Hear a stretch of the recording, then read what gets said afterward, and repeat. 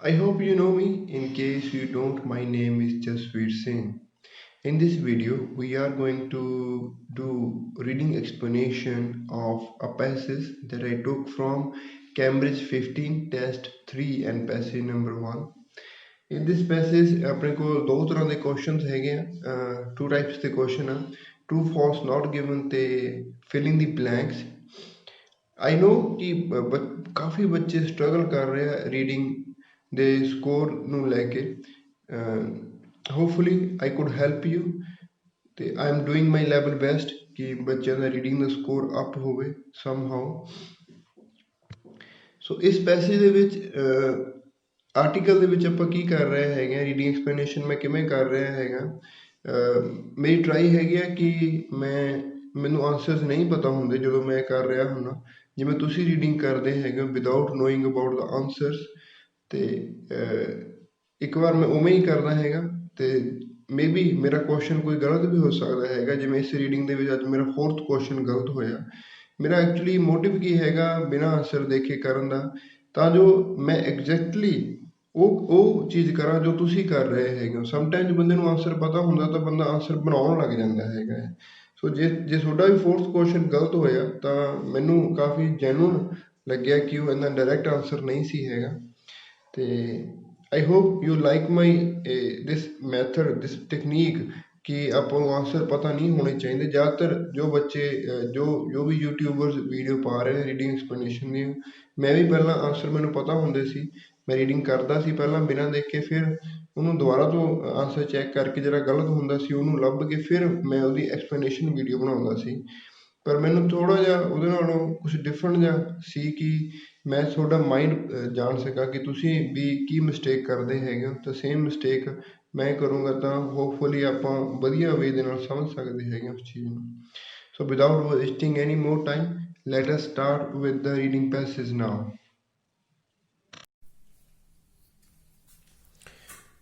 Okay, so ਇਸ reading ਦੇ ਵਿੱਚ ਆਪਣੇ ਕੋਲ ਇੱਕ ਤਾਂ ਹੈਗਾ true false not given and ਉਸ ਤੋਂ ਬਾਅਦ ਲਾਸਟ ਦੇ ਵਿੱਚ ਹੈਗਾ filling the blanks so let us start with the first passage.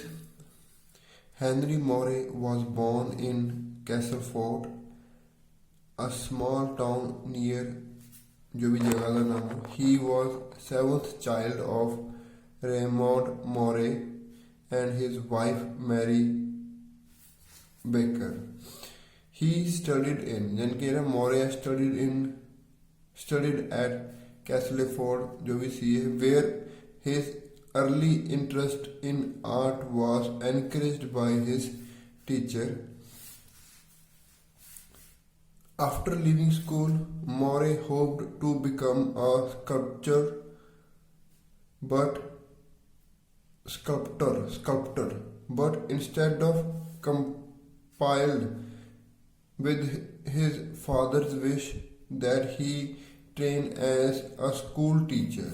ठीक है जी ਆਪਾਂ ਇਸ ਤੱਕ ਪੂਰਾ ਪੈਸੇ ਪੜ੍ਹ ਲਓ he had to abandon his training in 1917 when he was sent to France to fight in the First World War. Okay, so first passage ਆਪਾਂ ਸਾਰਾ ਪੜ੍ਹ ਲਿਆ ਹੈਗਾ ਵੈਸੇ ਮੈਂ ਰეკਮੈਂਡ ਕਰਦਾ ਕਿ ਤੁਸੀਂ ਥੋੜ੍ਹਾ ਪੜ੍ਹੋ ਓਨਾ ਪੜ੍ਹੋ ਜਿੰਨਾ ਤੁਹਾਨੂੰ ਸਮਝ ਆਉਂਦਾ ਹੈਗਾ ਤਾਂ ਜੇ ਮੈਨੂੰ 2 ਲਾਈਨਾਂ ਪੜ੍ਹ ਕੇ ਸਮਝ ਆਇਆ ਜਿੰਨਾ 2 ਲਾਈਨਾਂ ਪੜ੍ਹ ਕੇ ਸਮਝ ਆਇਆ ਆਪਾਂ ਇੱਧਰ ਆਪਣੇ ਕੁਐਸਚਨ ਤੇ ਆਉਣਾ ਹੈਗਾ ਸਾਰੇ ਕੁਐਸਚਨਾਂ ਨੂੰ ਪੜ੍ਹਨ ਦੀ ਜ਼ਰੂਰਤ ਨਹੀਂ ਸਿਰਫ ਫਸਟ 2 ਕੁਐਸਚਨਾਂ ਨੂੰ ਦੇਖੋ ਕਿ ਫਸਟ 2 ਟਰੂ ਫਾਲਸ ਦੇ ਵਿੱਚ ਕੁਝ ਰੈਲੇਵੈਂਟ ਗੱਲ ਹੋ ਰਹੀ ਹੈ ਜਾਂ ਨਹੀਂ ਹੋ ਰਹੀ ਹੈ ਪਹਿਲਾ ਆਪਣਾ ਮਕਸਦ ਹੈਗਾ ਕੁਐਸਚਨ ਦੀ ਲੋਕੇਸ਼ਨ ਲੱਭਣਾ ਜੇ ਆਪਾਂ ਪਹਿਲਾ question ਪੜ੍ਹੀਏ On leaving school, Moray did what his father wanted him to do. ਇੱਥੇ ਗੱਲ ਹੋ ਰਹੀ ਸੀ ਕਿਸ ਪੈਸੇਜ ਵਿੱਚ ਪੈਸੇਜ ਫਸਟ ਪੈਸੇਜ ਜਿਹਦੀ ਗੱਲ ਹੋ ਰਹੀ ਸੀ ਪਹਿਲਾਂ ਆਪਾਂ ਲੋਕੇਸ਼ਨ ਲੱਭਣੀ ਹੈਗੀ ਆ ਲੋਕੇਸ਼ਨ ਇਹਦੀ ਇਹ ਹੈਗੀ ਆ Moray hoped to become a sculptor but instead of compiled with his father's wish he trained as a school teacher. Moray hoped to become a sculptor but instead he compiled with his father's wish that he train as a school teacher। ਜਿਹੜਾ Moore ਸੀ ਉਹ ਸਕਲਪਟਰ ਬਣਨਾ ਚਾਹੁੰਦਾ ਸੀ। ਸਕਲਪਟਰ ਹੁੰਦਾ ਜਿਹੜੇ sculptures ਬਣਾਉਂਦੇ ਹੈਗੇ ਆ, artist ਹੁੰਦਾ ਹੈ। ਬਟ ਇਨਸਟੈਡ, ਪਰ ਉਸ ਦੀ ਜਗ੍ਹਾ ਵੀਡੀਓ ਦੇ ਵਿੱਚ ਮੈਂ ਕੰਪਲਾਈ ਨੂੰ ਗਲਤ ਪ੍ਰੋਨਾਊਂਸ ਕਰ ਰਿਹਾ। ਮੈਂ ਕੰਪਲਾਈ ਦੀ ਜੇ ਸੈਕਿੰਡ ਫਾਰਮ ਬਣਾਈਏ ਤਾਂ ਕੰਪਲਾਈਡ ਬਣੂਗਾ, ਪਰ ਮੈਂ ਕੰਪਲਾਈਡ ਨੂੰ ਕੰਪਾਈਲਡ ਪੜ੍ਹ ਰਿਹਾ ਹੈਗਾ। ਸੋ ਪ੍ਰੋਨਾਊਂਸੀਏਸ਼ਨ ਦੀ ਪ੍ਰੋਬਲਮ ਸੀ, ਮੈਂ ਰੋਂਗ ਪ੍ਰੋਨਾਊਂਸ ਕਰ ਰਿਹਾ ਸ਼ਬਦ ਨੂੰ, ਮੈਂ ਗੌਰ ਨਹੀਂ ਕਰੀ ਉਸ ਟਾਈਮ, ਧਿਆਨ ਨਾਲ ਨਹੀਂ ਪੜ੍ਹਿਆ। ਐਕਚੁਅਲੀ ਕੰਪਲਾਈ ਸ਼ਬਦ ਹੈਗਾ। ਕੰਪਲਾਈ ਨੂੰ ਦਾ ਮੀਨਿੰਗ ਕੀ ਹੈਗਾ? To act according to an order, set of rules or request. ਆਪਾਂ ਫੋਲੋ ਦੀ ਤਰ੍ਹਾਂ ਮੀਨਜ਼ ਇਸ ਸ਼ਬਦ ਨੂੰ ਯੂਜ਼ ਕਰ ਸਕਦੇ ਹੈਗੇ। ਜਿਵੇਂ ਫੋਲੋ ਨੂੰ ਯੂਜ਼ ਕਰਦੇ ਹਾਂ, ਉੱਥੇ ਕੰਪਲਾਈ ਸ਼ਬਦ ਯੂਜ਼ ਕੀਤਾ ਜਾ ਸਕਦਾ ਹੈਗਾ। ਕਲੀਅਰ? So that's it. ਹੁਣ ਤੁਸੀਂ ਵੀਡੀਓ ਵਿੱਚ ਸਮਝੋ ਕਿ ਸ਼ਬਦ ਨੂੰ ਕਿਵੇਂ ਯੂਜ਼ ਕਰਿਆ ਗਿਆ ਹੈਗਾ।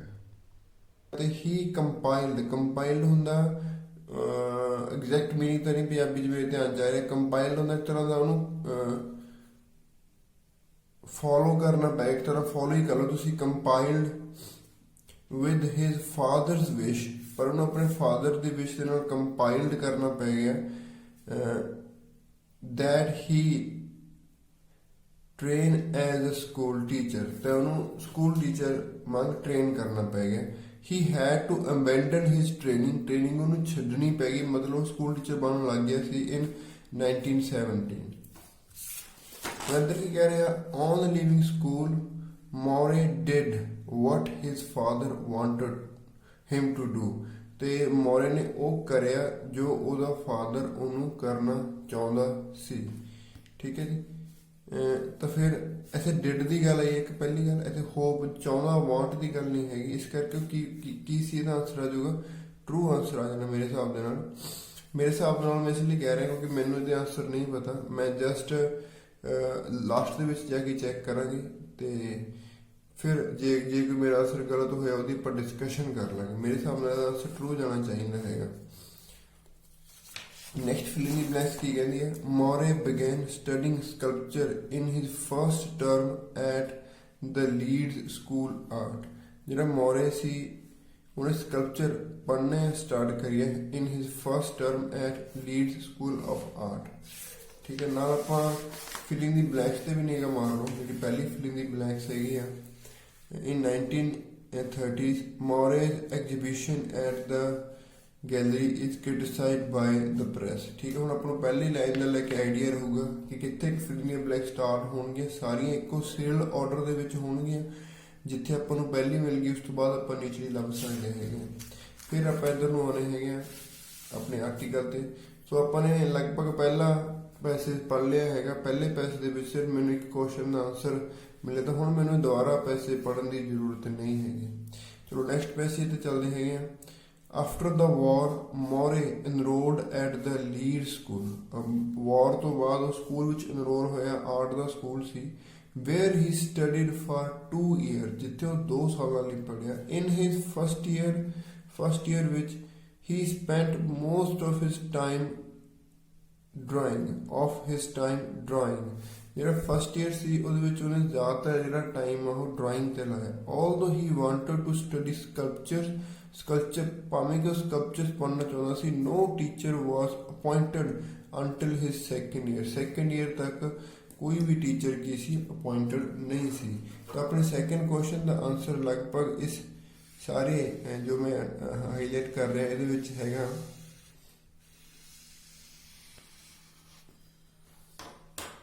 ਤੇ ਇਹਦਾ ਇੱਥੋਂ ਕਲੀਅਰ ਹੋ ਰਿਹਾ ਆਨਸਰ। ਇੱਥੇ ਕਿਹਾ ਜਾ ਰਿਹਾ ਹੈਗਾ ਮੋਰੇ ਬਿਗੈਨ studying sculpture in his first term. ਜਿਹੜਾ ਮੋਰੇ ਸੀ ਉਹਨੇ ਫਸਟ ਈਅਰ ਦੇ ਵਿੱਚ ਹੀ ਆਪਣੀ ਸਕਲਪਚਰ ਪੜ੍ਹਨੀ ਸਟਾਰਟ ਕਰਤੀਆਂ ਸੀ। ਪਰ ਇੱਥੇ ਬੜਾ ਕਲੀਅਰਲੀ ਮੈਂਸ਼ਨ ਹੈਗਾ, ਬਿਲਕੁਲ ਅਪੋਜਿਟ ਇਨਫੋਰਮੇਸ਼ਨ ਅਵੇਲੇਬਲ ਹੈਗੀ ਆ ਕਿ ਫਸਟ ਈਅਰ ਵਿੱਚ ਉਹਦੇ ਸਕਲਪਚਰ ਪੜ੍ਹਨਾ ਕੀ ਸੀ, ਪੋਸੀਬਲ ਨਹੀਂ ਸੀ ਹੈਗਾ। ਤਾਂ ਇਸ ਕਰਕੇ ਇਹਦਾ ਆਨਸਰ ਕੀ ਚਲਾ ਜਾਊਗਾ? ਫਾਲਸ ਚਲਾ ਜਾਊਗਾ। ਅੱਗੇ ਪੜ੍ਹਦੇ ਜੀ। At the end of that year he passed the sculpture examination and was awarded a scholarship to the Royal College of Art in London. Finally उन्हें पास कर लिया तो उन्हें स्कॉलरशिप भी मिल गई. In September 1921 he moved to London and began 3 years of advanced study in sculpture. फिर वो London चला गया, उत्थे जाके उन्हें 3 ईयर का एक एडवांस कोर्स स्टार्ट किया. When Moray started at Royal College of Art, its reputation for teaching sculpture was excellent. ठीक है जी, रेपुटेशन पंजाबी बना के देखो. ਜਦੋਂ ਮੋਰੇ ਨੇ ਸਟਾਰਟ ਕਰਿਆ ਇਸ ਕਾਲਜ 'ਚ ਪੜਾਉਣਾ, ਇਹ ਜਿਹੜੀ ਰੈਪੂਟੇਸ਼ਨ ਫਾਰ ਟੀਚਿੰਗ ਸੀ ਉਹ ਬਹੁਤ ਜ਼ਿਆਦਾ ਵਧੀਆ ਸੀ. ਉਹਦੀ ਰੈਪੂਟੇਸ਼ਨ ਕੀ ਸੀ, ਉਹਦੀ ਯਾਨੀ ਕਿ ਜਿਹੜੀ ਮਸ਼ਹੂਰ ਸੀ ਉਹ ਰੈਪੂਟੇਸ਼ਨ ਬਹੁਤ ਜ਼ਿਆਦਾ ਸੀ. ਠੀਕ ਹੈ ਜੀ.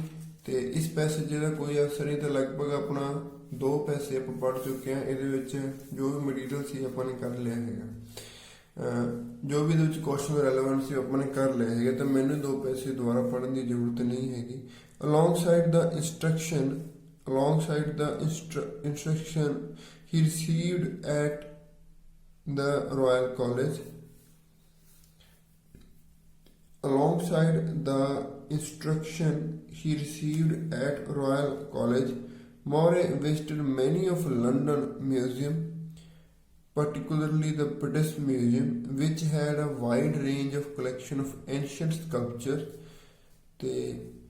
During these visits, he discovered the power and beauty of ancient Egyptian and African sculptures.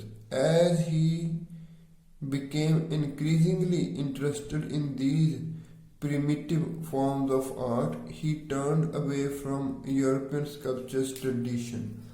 ਸੋ ਇੱਥੇ ਉਹਦੇ ਥੋੜ੍ਹੇ ਜਿਹੇ ਜੋ ਸਟਾਰਟਿੰਗ ਕਰੀਅਰ ਸੀ ਉਹਦੇ ਬਾਰੇ ਗੱਲ ਹੋ ਰਹੀ ਹੈ ਕਿ ਕਿਵੇਂ ਜੋ ਉਹਦਾ ਪਹਿਲਾਂ ਮਿਊਜ਼ੀਅਮ ਦੇ ਵਿੱਚ ਗਿਆ, ਮਿਊਜ਼ੀਅਮ ਵਿੱਚ ਉਹਦਾ ਕਿਵੇਂ ਇੰਟਰਸਟ ਏਂਸ਼ੀਅੰਟ ਸਕਲਪਚਰ ਦੇ ਵਿੱਚ ਕਿਵੇਂ ਇੰਟਰਸਟ ਡਿਵੈਲਪ ਹੋਇਆ. ਹੁਣ ਇਹਦੇ ਰੈਲੇਵੈਂਟ ਕੀ ਹੈਗਾ ਆ, when Moray started at Royal, its reputation for teaching sculpture was excellent. When Moray started at the Royal College of Art, its reputation for teaching sculpture was excellent. ਹੁਣ ਇੱਥੇ ਜਿਹੜਾ it's ਕਿਸ ਚੀਜ਼ ਨੂੰ ਕਿਹਾ ਜਾ ਰਿਹਾ, ਪਹਿਲੇ ਵੀ ਚੀਜ਼ ਸਮਝਣ ਵਾਲੀ ਹੈਗੀ ਹੈ.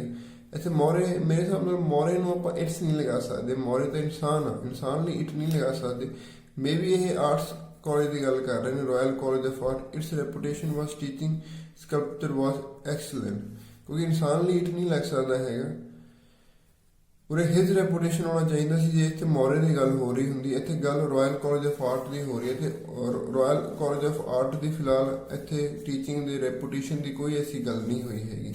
ਤਾਂ ਇਸ ਸਾਰਾ ਪੈਸੇ ਪਾ ਲਏ ਤੇ ਰੈਲੇਵੈਂਟ ਕੁਝ ਨਹੀਂ ਮਿਲ ਰਿਹਾ, ਤਾਂ ਆਪਾਂ ਨੈਕਸਟ ਟਰੂ ਫਾਲਸ ਵੀ ਪੜ੍ਹ ਸਕਦੇ ਹੈਗੇ.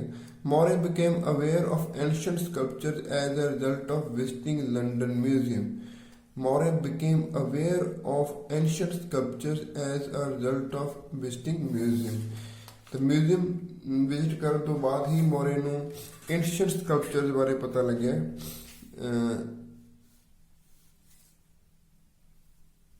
He discovered the power and beauty of ancient Egyptian and African sculptures. He discovered the power of beauty of ancient Egyptian and sculptures.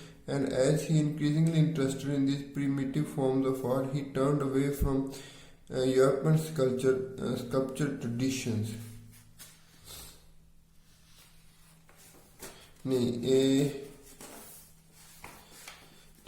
Moray became aware of ancient sculptures as a result of visiting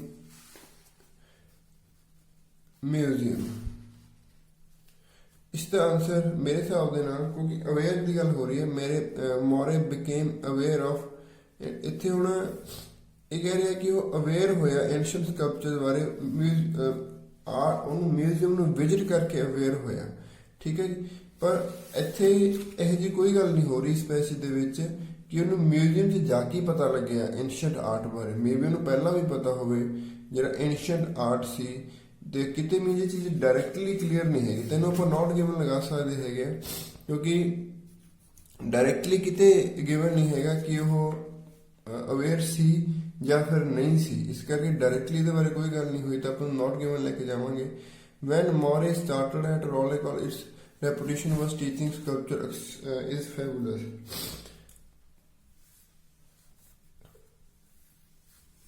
ਇਸ ਦੇ relevant ਵੀ ਕੋਈ ਗੱਲ ਨਹੀਂ ਹੋਈ, ਤਾਂ ਇਹਨਾਂ ਦੋਨਾਂ ਲਈ ਮੇਰੇ ਹਿਸਾਬ ਨਾਲ ਮੈਂ ਨਾਟ ਗਿਵਨ 'ਚ ਲੈ ਕੇ ਜਾਊਂਗਾ, ਕਿਉਂਕਿ ਟੀਚਿੰਗ ਸਕਲਪਚਰ ਐਕਸਲੈਂਟ ਇਹਦੀ ਕਿਤੇ ਗੱਲ ਨਹੀਂ ਹੋਈ ਹੈਗੀ।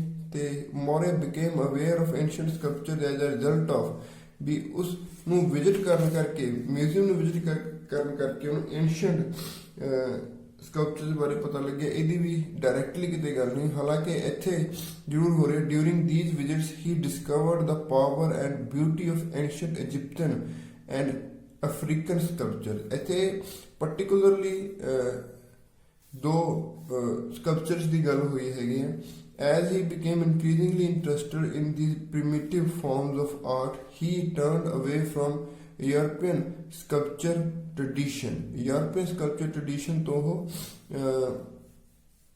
ਉਹਦਾ ਇੰਟਰਸਟ ਘਟ ਗਿਆ। ਮਤਲਬ ਆਪਾਂ ਇਹ ਨਹੀਂ ਕਹਿ ਸਕਦੇ ਯੂਰਪੀਅਨ ਸਕਲਪਚਰ ਟ੍ਰੈਡੀਸ਼ਨ 'ਚ ਉਹਦਾ ਇੰਟਰਸਟ ਤਾਂ ਆਲਰੇਡੀ ਸੀ, ਪਹਿਲਾਂ ਵੀ ਸੀ, ਠੀਕ ਹੈ ਜੀ। ਤਾਂ ਕਿਤੇ ਮੈਨੂੰ ਡਾਇਰੈਕਟਲੀ ਇਹ ਗੱਲ ਨਹੀਂ ਕਲੀਅਰ ਹੋਈ ਕਿ ਉਹਨੂੰ ਐਂਸ਼ੀਅੰਟ ਆਰਟ ਦੇ ਰੈਲੇਵੈਂਟ, ਕਿਉਂਕਿ ਬਹੁਤ ਬੱਚੇ ਇਸ ਕੁਐਸਚਨ ਵਿੱਚ ਕਨਫਿਊਜ਼ ਹੋਏ ਹੋਣਗੇ। ਮੇਰੇ ਹਿਸਾਬ ਦੇ ਨਾਲ ਕਾਫੀ ਕਨਫਿਊਜ਼ਿੰਗ ਆਂਸਰ ਨੇ ਦੋਨੇ। ਫਿਲਹਾਲ ਮੈਂ ਨਾਲ ਨੋਟ ਗਿਵਨ ਲਈ ਜਾ ਰਿਹਾ ਹੈਗਾ, ਮੇ ਵੀ ਮੈਂ ਰੋਂਗ ਹੋ ਸਕਦਾ ਕਿਉਂਕਿ ਮੈਂ ਆਂਸਰ ਚੈੱਕ ਨਹੀਂ ਕਰੇ। ਇਨ ਦਾ ਐਂਡ ਜੇ ਮੈਂ ਰੋਂਗ ਹੋਇਆ ਫਿਰ ਆਪਾਂ ਇਹਨੂੰ ਕਰੈਕਟ ਕਰਨ ਦੀ ਕੋਸ਼ਿਸ਼ ਕਰਾਂਗੇ।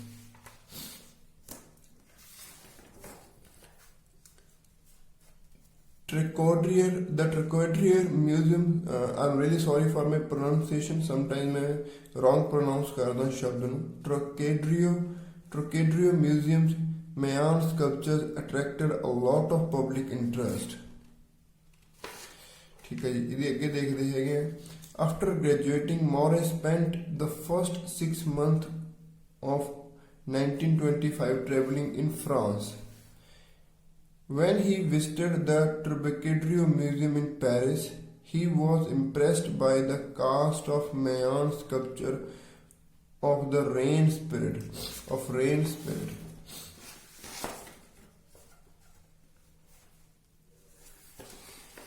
ठीक है जी, हाले तक पब्लिक इंटरस्ट की कोई गल नहीं हुई हैगी। स्टार का लगे तो भी निगाह मारनी चाहिए। Belonging to an ancient civilisation that inhibits part of current day, ठीक है, नहीं relevant है ये गल।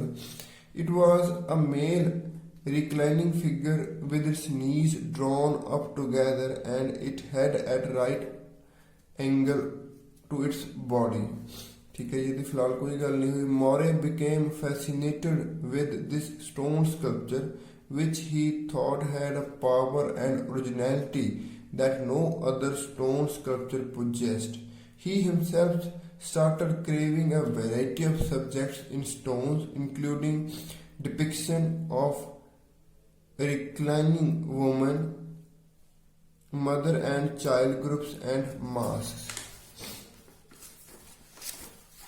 The Trocadéro Museum's Mayan sculptures attracted a lot of public interest। ਹੁਣ ਇਹਦੀ ਇਸ ਸਾਰੇ ਪੈਸੇ 'ਚ ਕੋਈ ਗੱਲ ਨਹੀਂ ਹੋਈ ਤਾਂ ਇਹਨੂੰ ਵੀ ਆਪਾਂ ਨੋਟ ਗਿਵਨ ਲਾਵਾਂਗੇ, ਪਰ ਐਵੇਂ ਹੋ ਨਹੀਂ ਸਕਦਾ। 3 ਨੋਟ ਗਿਵਨ ਪੈਰਲਲ ਦੇ ਵਿੱਚ ਨਹੀਂ ਹੋ ਸਕਦੇ, ਕਿਤੇ ਨਾ ਕਿਤੇ ਕੋਈ ਨਾ ਕੋਈ ਆਪਾਂ ਗੜਬੜ ਕਰ ਰਹੇ ਹੈਗੇ ਆ। ਚਲੋ let us C. Moore thought the Mayan sculpture was similar in certain respects to other stone sculptures। ਇਹਦੇ ਰਿਲੇਵੈਂਟ ਦੇਖੀ ਗੱਲ ਹੋਈ ਹੈ ਜਾਂ ਨਹੀਂ ਹੋਈ ਹੈਗੀ ਹੈ।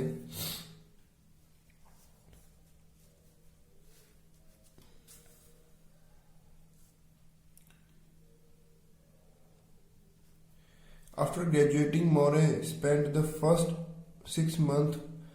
When he visited, he impressed by the cast of sculpture in it was a male reclining figure with its knees drawn up together and its head at the right angle of body। Moore became fascinated with stone sculpture which he thought had a power and originality that no other stone। देखो इतने बिल्कुल उल्टा आ गई information अपने को।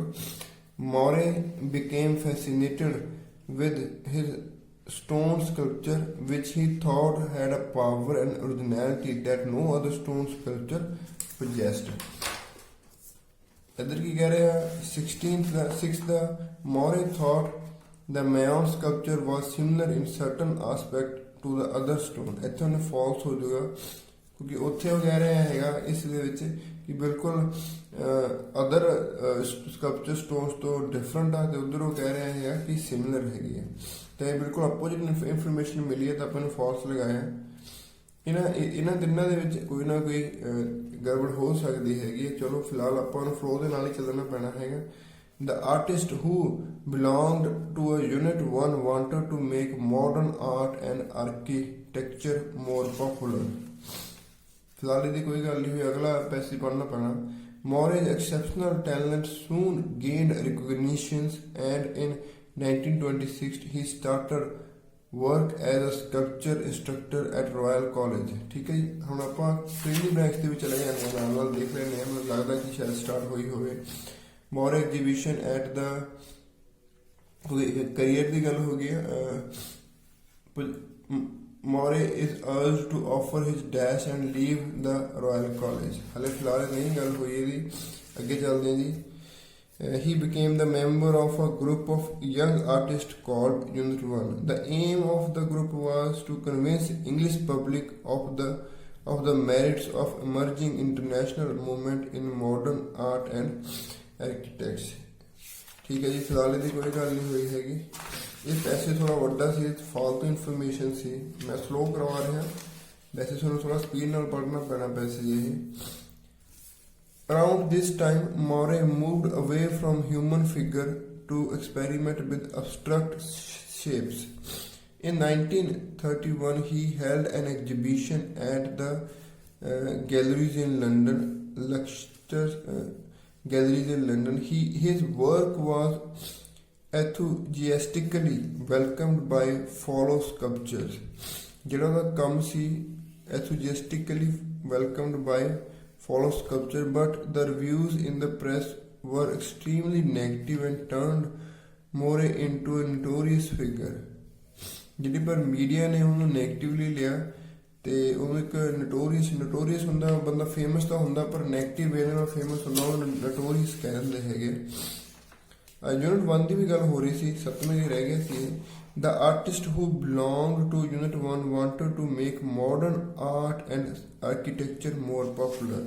ਤਾਂ ਇਸ ਪੈਸੇ ਦੇ ਵਿੱਚ ਵੀ ਗੱਲ ਹੋਈ, ਦੁਬਾਰਾ ਦੇਖਣਾ ਪੈਣਾ ਪੈਸੇ ਜਿਹੇ। More's exceptional talent soon gained recognition in 1926 he started work as sculptor। He became the member of group young artist called the aim of the group। ਇੱਥੇ ਇਹਦੀ ਹੁਣ ਲੋਕੇਸ਼ਨ ਆ ਗਈ ਆਪਣੀ। The aim of the group was to convince English public। ਇਸ ਜਗ੍ਹਾ ਤੇ location ਹੈ ਇਹਦੀ, ਇਸ ਪੈਸੇ ਵਿੱਚ ਲੋਕੇਸ਼ਨ ਆ ਗਈ, ਧਿਆਨ ਨਾਲ ਪੜ੍ਹੋ ਇਹਨੂੰ। The aim of the group was to convince the English public of the merits of the emerging international movement in modern art and architecture। ਲੋਕਾਂ ਨੂੰ ਮੈਰਿਟ ਹੁੰਦੇ ਨੇ, ਐਡਵਾਂਟੇਜਸ ਦੱਸਣਾ ਜੋ ਵੀ international movement in modern art and architecture ਦੇ ਵਿੱਚ English public ਆਮ ਲੋਕਾਂ ਨੂੰ ਉਹਦੇ ਬਾਰੇ ਗਿਆਨ ਕਰਾਉਣਾ। The artist who belong to unit 1 wanted to make modern art and architecture more popular. ਠੀਕ ਹੈ ਜੀ, ਇਹਦਾ ਫਿਰ ਟਰੂ ਆਂਸਰ ਇਹ ਹੋਗਾ।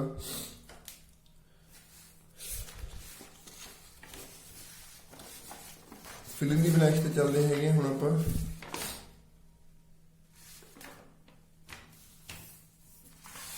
ਇਹ ਪੈਸੇ ਆਪਾਂ ਸਾਰਾ ਪੜ੍ਹ ਲਿਆ ਸੀ, ਇਹਦੇ ਵਿੱਚ ਫਿਲਹਾਲ ਕੋਈ ਐਸੀ ਗੱਲ ਨਹੀਂ ਹੋਈ। फिल इन दी ब्लैंक्स अपने ट्रू फॉल्स खत्म हो चुके हैं।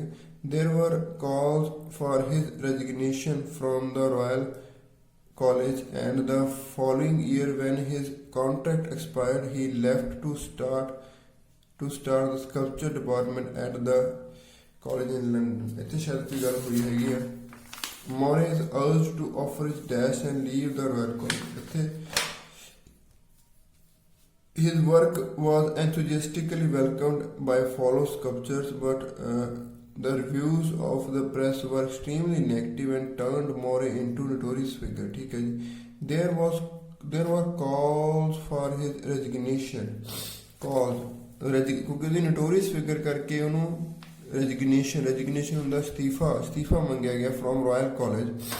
ਤਾਂ ਇੱਥੇ ਆਨਸਰ ਜਿਹੜਾ ਇਹਦਾ ਰੈजिग्नेशन ਆ ਗਿਆ। resignation ਨੂੰ ਫਿਟ ਕਰਕੇ ਦੇਖੋ, More is urged to offer his resignation and leave the Royal college.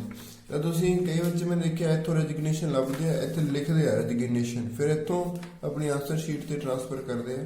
ਮੇਰਾ ਸਟਾਈਲ ਕੀ ਹੈ ਕਿ ਆਪਾਂ ਨੂੰ ਇੱਥੇ ਹੀ ਇਹਦੇ ਨੰਬਰ ਪਾ ਕੇ ਛੱਡ ਦਿਓ, ਆਪਾਂ ਨੂੰ ਲੋੜ ਕੀ ਹੈਗੀ ਵਾਰ-ਵਾਰ ਲਿਖਣ ਦੀ, ਨਾਲੇ ਸਪੈਲਿੰਗ ਮਿਸਟੇਕ ਹੋਣ ਦੇ ਚਾਂਸਸ ਘੱਟ ਜਾਂਦੇ ਹੈਗੇ। ਸਰਕਲ ਧਿਆਨ ਨਾਲ ਲਗਾਉਣਾ, ਜੋ ਸ਼ਬਦ ਆਪਾਂ ਨੂੰ ਚਾਹੀਦਾ ਸਿਰਫ ਉਹਦੇ ਉੱਤੇ ਸਰਕਲ ਲਗਾਉਣਾ ਹੈਗਾ।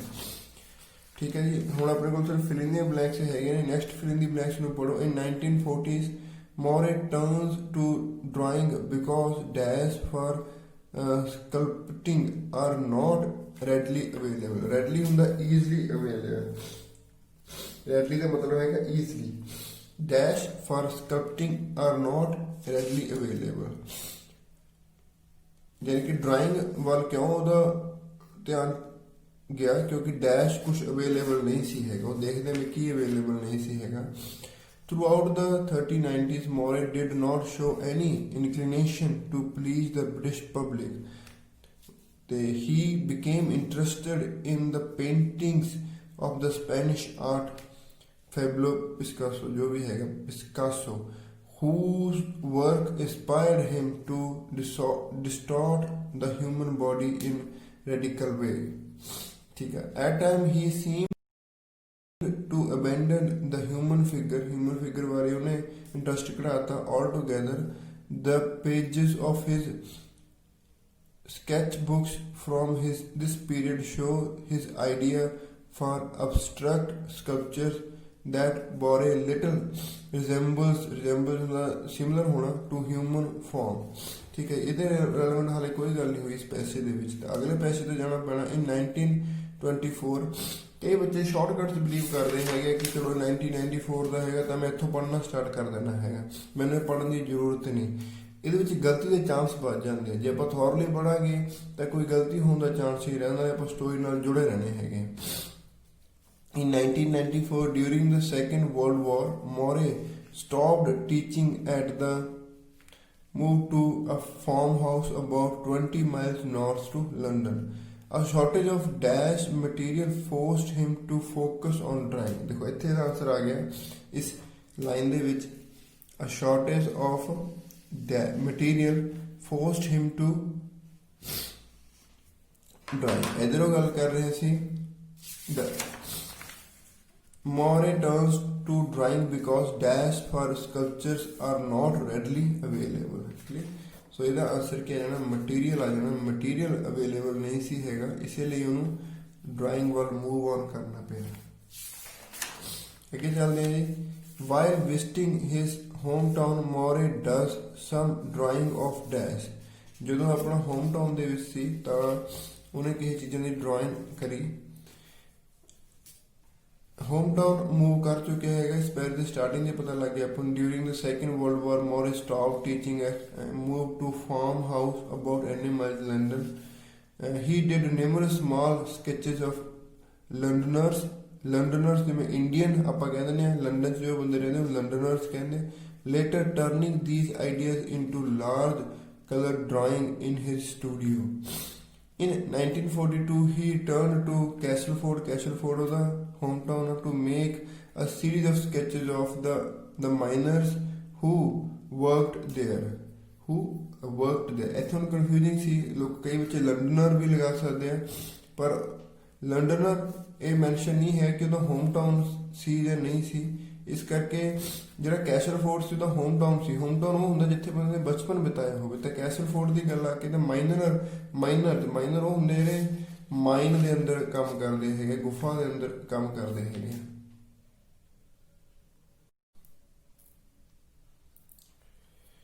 ਮਾਈਨਰਸ ਉਹ ਹੁੰਦੇ ਜਿਹੜੇ ਗੁਫਾ ਦੇ ਅੰਦਰ ਕੰਮ ਕਰਦੇ ਹੈਗੇ, ਖਾਨ ਦੇ ਅੰਦਰ ਕੰਮ ਕਰਦੇ ਹੈਗੇ। ਤਾਂ ਮਾਈਨ ਇਹਦੀ ਲੋਕੇਸ਼ਨ ਇਹ ਆ ਗਈ।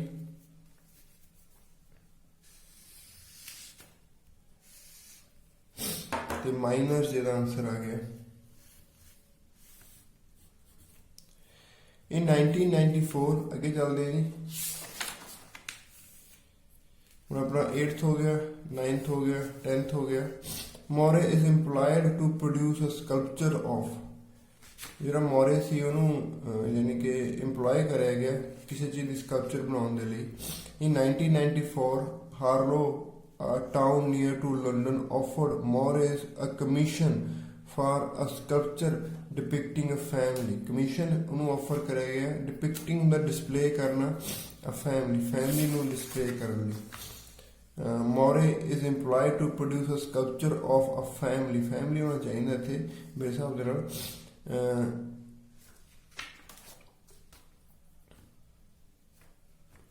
The resulting work signifies a dramatic change in Moret's style, away from the experimentation of the 1930s towards more natural and humanistic subject matter. He did dozens of studies in clay for the sculpture, and these were cast on bronze and issued in addition to 7 and 9 copies each. In this way, Moret's work became available to collectors all over the world. ਤਾਂ family ਇਹਦਾ answer ਆਊਗਾ ਜਿਹੜਾ ਆਪਾਂ ਪਹਿਲਾਂ ਕਰ ਰਹੇ ਸੀ ਕਿ ਉਹਨੂੰ ਕਿਸ ਚੀਜ਼ ਦੇ ਲਈ ਇੰਪਲੋਏ ਕਰਿਆ ਗਿਆ। ਫੈਮਿਲੀ ਦੀ ਇੱਕ ਸਕਲਪਚਰ ਬਣਾਉਣ ਦੇ ਲਈ ਇੰਪਲੋਏ ਕਰਿਆ ਗਿਆ। ਇਸ ਇਹ ਦੀ ਲੋਕੇਸ਼ਨ ਸੀ ਕੁਐਸਚਨ ਦੀ, ਲਗਾਤਾਰ ਲੋਕੇਸ਼ਨ ਚੱਲ ਰਹੀ ਹੈਗੀ ਹੈ। ਤਾਂ ਫੈਮਿਲੀ ਦਾ ਆਨਸਰ ਆ ਜਾਣਾ ਸੀ 11ਵੇਂ ਦਾ।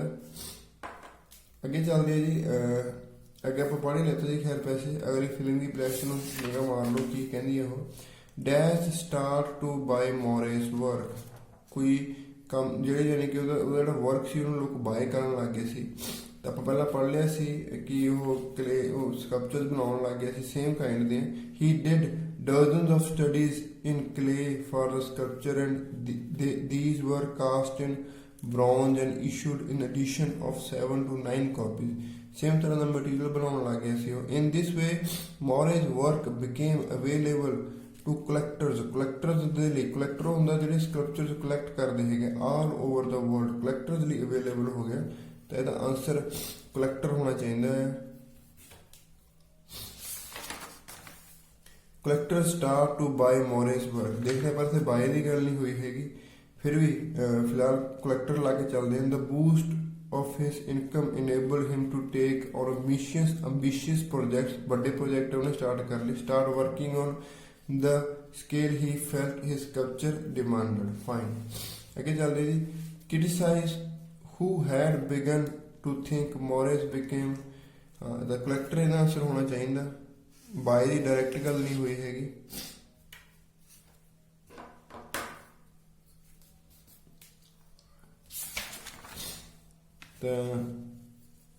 ट्वेल्थ भी हो गया अपना। Moret's increased dash makes it possible for him to do more ambitious sculptures. Moret's increased dash became it possible for him to more ambitious sculpture। ambitious शब्द आया सी इत्थे। The boost of his income enabled him to take on ambitious project। boost ਹੁੰਦਾ ਵਧਣਾ, उधर भी कुछ इस तरह का शब्द हैगा अपना। ਇਨਕਰੀਜ਼ਡ ਆ, ਕੀ ਇਨਕਰੀਜ਼ ਹੋਈ ਹੈ? ਇਹਦੀ ਇਨਕਮ ਇਨਕਰੀਜ਼ ਹੋ ਗਈ। ਜਿੰਨਾ ਉਹਦਾ ਕੰਮ ਵੱਧ ਗਿਆ ਫਿਰ ਉਹਦੀ ਇਨਕਮ ਵੱਧ ਗਈ। ਤਾਂ 13 ਇਹਦਾ ਆਨਸਰ ਹੈਗਾ। 13 ਦਾ ਇਨਕਮ ਆਨਸਰ ਹੈਗਾ। ਇਹ ਸੀ ਦੀ ਲੋਕੇਸ਼ਨ।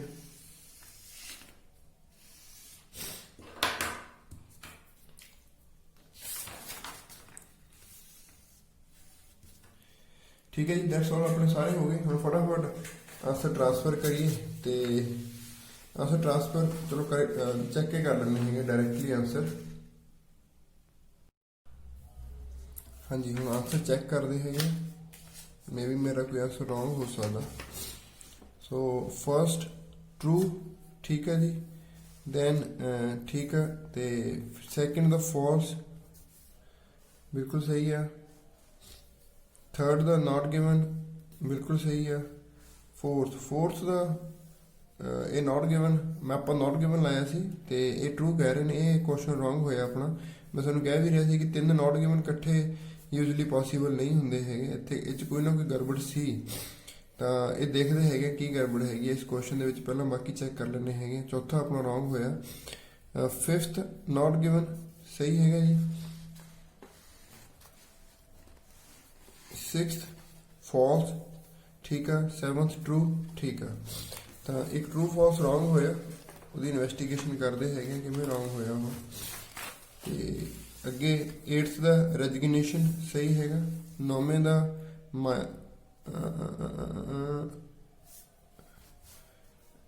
ਆਨਸਰ ਗਲਤ ਉਤਾਰ ਗਿਆ ਤੇ 9ਵੇਂ ਦਾ ਮਟੀਰੀਅਲ ਹੀ ਆਊਗਾ।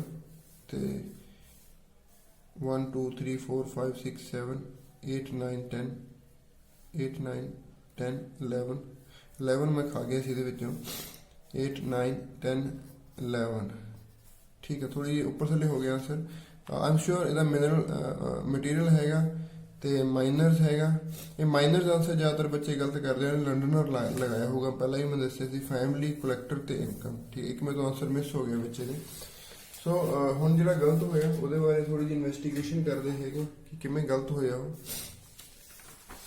Maury became aware of ancient sculptures as a result of visiting London Museum. London Museum ਨੂੰ ਵਿਜ਼ਿਟ ਕਰਕੇ ਉਹ ancient sculptures ਬਾਰੇ aware ਹੋਇਆ. During these visits, he discovered the power and beauty of ancient Egyptian and sculptures. ਇਹ ਕਹਿ ਸਕਦੇ ਹੈਗੇ ਆਪਾਂ ਕਿ ਇਸ ਚੀਜ਼ ਨੂੰ तो उन्होंने ट्रू आंसर बनाया डायरेक्टली नहीं सी है थोड़ा जहा घुमा के सी जो बंदा थोड़ा बरीकी सोचे मे भी कई बच्चे ने ट्रू डायरेक्टली लगाया हो जे आप थोड़ा जहा ध्यान नाल देखिए तो फिर नॉट गिवन च आउंदा क्योंकि डायरेक्टली कितने मैंशन नहीं सी एक इजिप्टियन ट्रडिशन इतों ट्रडिशन मेरे ख्याल दे विच मॉडर्न गल कह रहे हैं इस करके उन्होंने ancient tradition they which game नूं घुमाया हैगा यूरोपियन स्कल्पचर ट्रडिशनस जो अजकल चल रहा मेरे ख्याल ट्रडिशन का वैसे पुराना भी हो सकता है तो ये थोड़ा ट्रिकी सी आंसर क्लीयरली मैंशनड नहीं सी है होर नहीं मैनू लगता कि कोई भी इस चीज़ नू एक्सप्लेन कर सकती हैगी है कि आंसर ट्रू क्यों आया एंड डायरेक्टली नहीं सी किते गिवन हैगा इस चीज़ नू फॉल्स तो चलो हो ही नहीं सकता हैगा इसका आंसर ट्रू हो सकता नॉट गिवन हो सकता है. So that's all for this reading. I hope कि ਤੁਹਾਡੇ ਆਨਸਰਸ ਐਕਸਪਲੇਨ ਹੋ ਗਏ ਹੋਣਗੇ ਤੁਹਾਨੂੰ ਗੱਲ ਸਾਰੀ ਸਮਝ ਆ ਗਈ ਹੋਗੀ ਕਿਹੜਾ ਆਨਸਰ ਕਿੱਥੇ ਹੈਗਾ ਆ ਜੇ ਤੁਸੀਂ ਵੀਡੀਓ ਐਂਡ ਤੱਕ ਦੇਖੀ ਹੈਗੀ ਹੈ ਤਾਂ ਥੈਂਕ ਯੂ ਵੈਰੀ ਮਚ ਜੇ ਤੁਹਾਨੂੰ ਲੱਗਦਾ ਹੈਗਾ ਕਿ ਮੈਨੂੰ ਕੁਝ ਇੰਪਰੂਵਮੈਂਟ ਕਰਨੀ ਚਾਹੀਦੀ ਹੈ ਮੇਰੀ ਰੀਡਿੰਗ ਕਰਨ ਦੇ ਅੰਦਾਜ਼ ਦੇ ਵਿੱਚ I would love to read your comments.